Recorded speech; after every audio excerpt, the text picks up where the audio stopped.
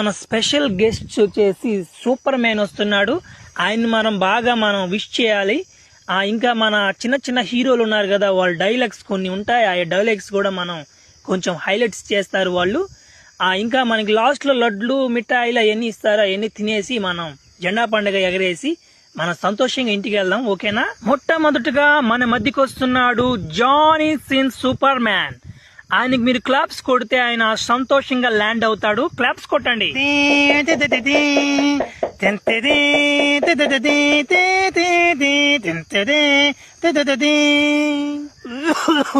Sorry అండి, కొంచెం late అయింది, ఏమనుకోకుంటే.